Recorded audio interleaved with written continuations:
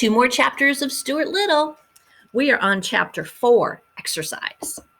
One fine morning in the month of May, when Stuart was 3 years old, he arose early as was his custom, washed and dressed himself, took his hat and cane, and went downstairs into the living room to see what everyone was doing. No one was around but Snowbell, the white cat belonging to Mrs. Little. Snowbell was another early riser, and this morning he was lying on the rug in the middle of the room, thinking about the days when he was just a kitten. "Good morning," said Stuart. "Hello," replied Snowbell sharply. "You're up early, aren't you?" Stuart looked at his watch. "Yes," he said. "It's only 5 minutes past 6, but I felt good and I thought I'd come down and get a little exercise." "I should think you'd get all the exercise you want up there in the bathroom, banging around, waking the rest of us, trying to get the water started so you can brush your teeth. Your teeth aren't really big enough to brush anyway. What do you want to see, a good set? Look at mine." Snowbell opened his mouth and showed 2 rows of gleaming white teeth, sharp as needles.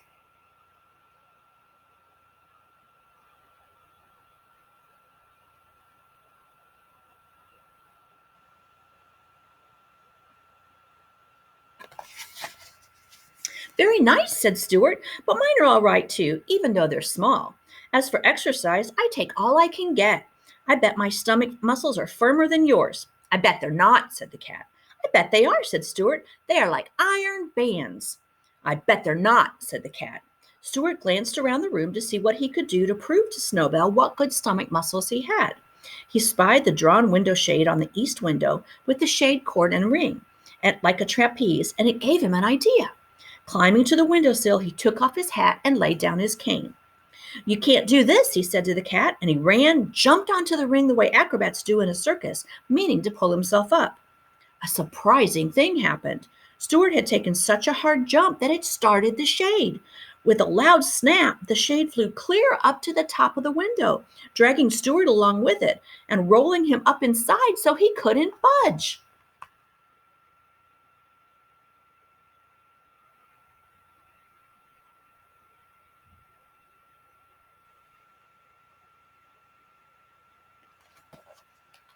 "Holy mackerel," said Snowbell, who was almost as surprised as Stuart Little. "I guess that'll teach him to show off his muscles." "Help! Let me out!" cried Stuart, who was frightened and bruised inside the roll-up shade, and who could hardly breathe. But his voice was so weak that nobody heard. Snowbell just chuckled. He was not fond of Stuart, and it didn't bother him at all that Stuart was all wrapped up in the window shade, crying and hurt and unable to get out. Instead of running upstairs to tell Mr. and Mrs. Little about the accident, Snowbell did a very curious thing. He glanced around to see if anyone was looking. Then he leapt softly to the windowsill, picked up Stuart's hat and cane in his mouth, carried them to the pantry, and laid them down at the entrance to the mouse hole.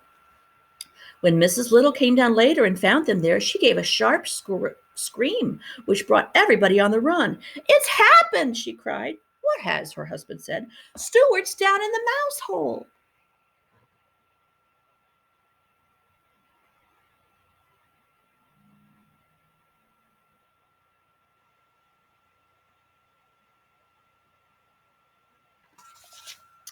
Chapter 5, Rescued.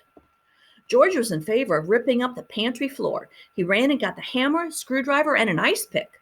"I had this old floor up in a double quick time," he said, inserting his screwdriver under the edge of the first board and giving it a vigorous pry. "We will not rip up the floor until we've had a good search," announced Mr. Little. "That's final, George. You can put that hammer away where you got it." "Oh, all right," said George. "I see that nobody in the house cares anything about Stuart but me." Mrs. Little began to cry. "My poor dear little son," she said. "I just know he'll get wedged in somewhere." "Just because you can't comfortably travel in a mouse hole doesn't mean that it isn't perfectly suitable for Stuart," said Mr. Little. "Just don't get yourself all worked up." "Maybe we ought to lower some food to him," suggested George. "That's what the state police did when a man got stuck in a cave." George darted into the kitchen and came running back with a dish of applesauce. "We can pour some of this in, and it will run down to where he is." George spooned out a bit of applesauce and started to poke it in the hole. "Stop that!" bellowed Mr. Little. "George, will you kindly let me handle this situation? Put that applesauce away immediately."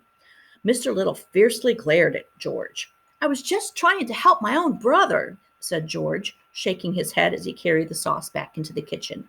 Let's call to Stuart, suggested Mrs. Little. It's quite possible that the mouse hole branches and twists about and that he has lost his way.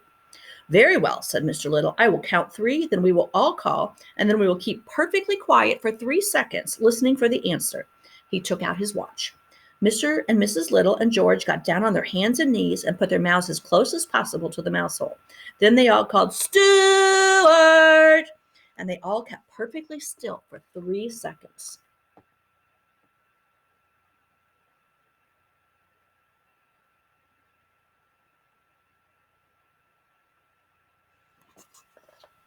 Stuart, from his cramped position inside the rolled-up shade, heard them yelling in the pantry and called back, Here I am! But he had such a weak voice and was so far inside the shade, the other members of the family didn't hear his cry. Again, said Mr. Little, 1, 2, 3, Stuart! It was no use. No answer was heard. Mrs. Little went up to her bedroom, lay down, and sobbed. Mr. Little went to the telephone and called up the Bureau of Missing Persons. But when the man asked for a description of Stuart and was told that he was only 2 inches high, he hung up in disgust. George, meantime, went down to the cellar and hunted around to see if he could find the other entrance to the mouse hole. He moved a great many trunks, suitcases, flower pots, baskets, boxes, and broken chairs from one end of the cellar to the other in order to get to the section of the wall which he thought would be the likeliest, but he found no hole. He did, however, come across an old discarded rowing machine of Mr. Little's and became interested in this, carrying it upstairs with some difficulty, and spent the rest of the morning rowing.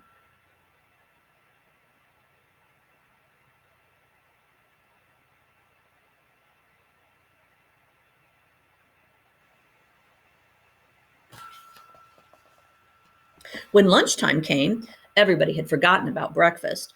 All 3 sat down to a lamb stew which Mrs. Little had prepared, but it was a sad meal, each one trying not to stare at the small empty chair which Stuart always occupied right next to Mrs. Little's glass of water.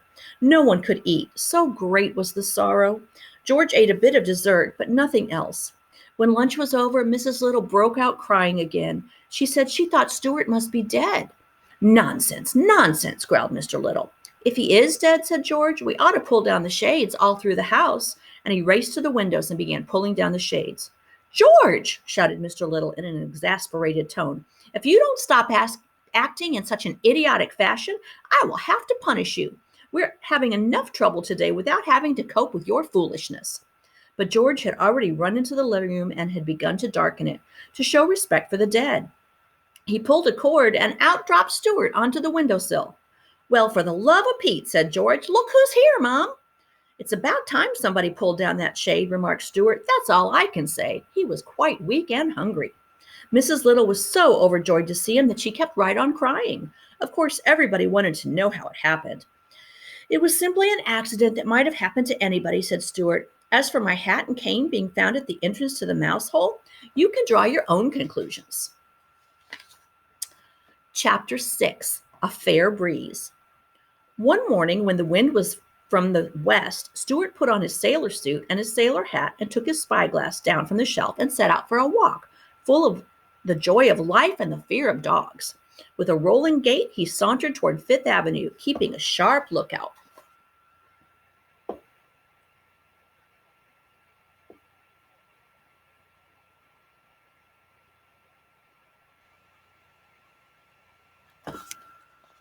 Whenever he spied a dog through his glass, Stuart would hurry to the nearest doorman, climb his trousers, and hide in the tails of his uniform. And once, when no doorman was handy, he had to crawl into yesterday's paper and roll himself up into the second section until danger was past.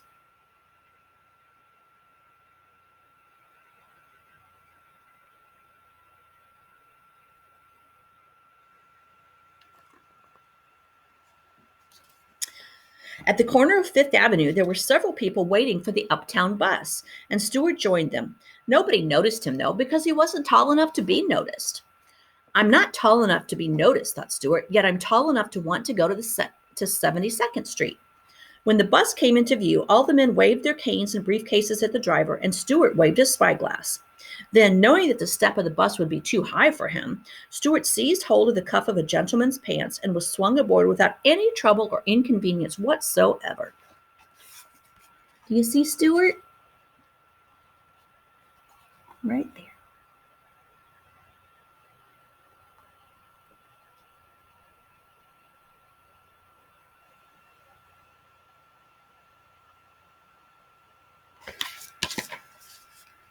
Stuart never paid any fare on buses because he wasn't big enough to carry an ordinary dime.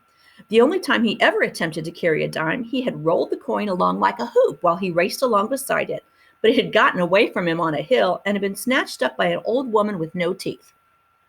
After that experience, Stuart contented himself with the tiny coins which his father made out for him out of tinfoil. They were handsome little things, although rather hard to see without putting on your spectacles. When the conductor came around to collect the fares, Stuart fished in his purse and pulled out a coin no bigger than the eye of a grasshopper.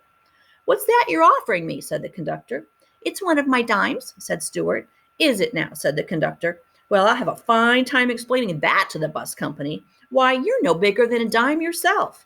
"Yes, I am," replied Stuart angrily. "I'm more than twice as big as a dime. A dime only comes up to here on me," and Stuart pointed to his hip. "Furthermore," he said, "I didn't come on this bus to get insulted." "I beg pardon," said the conductor. "You'll have to forgive me, for I had no idea that in all the world there was such a small sailor." "Live and learn," muttered Stuart tartly, putting his change purse back in his pocket. When the bus stopped at 72nd Street, Stuart jumped out and hurried across to the sailboat pond in Central Park. Over the pond the west wind blew, and into the teeth of the west wind sailed the sloops and schooners, their rails well down, their wet decks gleaming. The owners, boys and grown men, raced around the cement shores, hoping to arrive at the other side in time to keep the boats from bumping.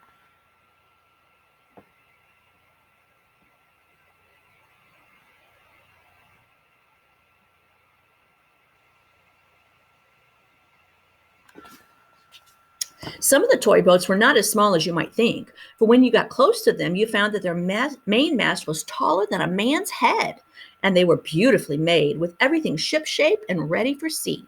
To Stuart, they seemed enormous, and he hoped he would be able to get aboard one of them and sail away to the far corners of the pond. He was an adventurous little fellow who loved the feel of the breeze in his face and the cry of the gulls overhead and the heave of a great swell under him. As he sat cross-legged on the wall that surrounds the pond, gazing out at the ships through a spyglass, Stuart noticed that one boat seemed to him finer and prouder than any other.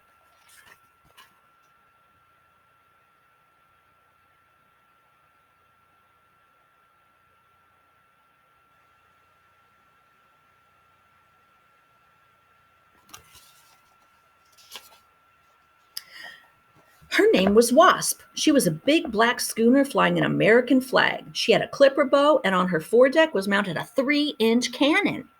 "She's the ship for me," thought Stuart, and the next time she sailed in, he ran over to exactly where she was being turned around.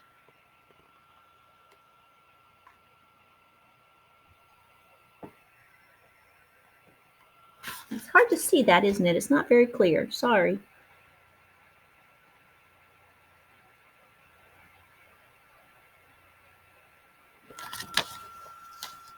"Excuse me, sir," said Stuart to the man who was turning her, "but are you the owner of the schooner Wasp?" "I am," replied the man, surprised to be addressed by a mouse in a sailor suit. "I'm looking for a berth in a good ship," continued Stuart. "I thought perhaps you might sign me on. I'm strong and I'm quick." "Are you sober?" said the owner of the Wasp. "I do my work," said Stuart crisply. The man looked sharply at him. He couldn't help admiring the trim appearance and bold manner of the diminutive seafaring character. "Well," he said at length, pointing the prow of the Wasp out toward the center of the pond. "I'll tell you what I'll do with you. You see that big racing sloop out there?" "I do," said Stuart. "That's the Lillian B. Womrath," said the man, "and I hate her with all my heart." "Then so do I," cried Stuart loyally. "I hate her because she's always bumping into my boat," continued the man, "and because her owner is a lazy boy who doesn't understand sailing and hardly knows a squall from a squid." "Or a jib from a jibe?" cried Stuart. "Or a luff from a leech?" bellowed the man. "Or a deck from a dock?" screamed Stuart. "Or a mast from the mist?" yelled the man. "But hold on now, no more of this. I tell you what we'll do. The Lillian B. Womrath has always been able to beat the Wasp sailing, but I believe that if my schooner were properly handled, it would be a different story. Nobody knows how I suffer, standing here on shore helpless, watching the Wasp blunder along. when all she needs is a steady hand at her helm. So, my young friend, I'll let you sail the Wasp across the pond and back, and if you can beat that detestable schooner, I'll give you a regular job." "Aye, aye, sir," said Stuart, swinging himself aboard the schooner and taking his place at the wheel. "Ready about." "One moment," said the man. "Do you mind telling me how you propose to beat the other boat?" "I intend to crack on more sail," said Stuart. "Not in my boat, thank you," replied the man quickly. "I don't want you capsizing in a squall." "Well, then," said Stuart, "I'll catch the sloop broad on, rake her with my fire of the forward gun." "Foul means," said the man. "I want this to be a race, not a naval engagement." "Well, then," said Stuart cheerfully, "I'll sail the Wasp straight and true, and let the Lily and Bee Wombat go yawning all over the pond." "Bravo!" cried the man, "and good luck with you." And so saying, he let go of the Wasp's prow. A puff of air bellied out the schooner's head sails, and she paid off and filled away on the port tack, heeling gracefully over the breeze while Stuart twirled her wheel and braced himself against a deck cleat. "By and by," yelled the man. "You haven't told me your name." "Name is Stuart Little," called Stuart at the top of his lungs. "I'm the second son of Frederick C. Little of this city." "Bon voyage, Stuart," hollered his friend. "Take care of yourself and bring the Wasp home safe." "That I will," shouted Stuart, and he was so proud and happy he let go of the wheel for a second and did a little dance on the sloping deck, never noticing how narrowly he escaped hitting a tramp steamer that was drifting in his path with her engines disabled and her decks awash.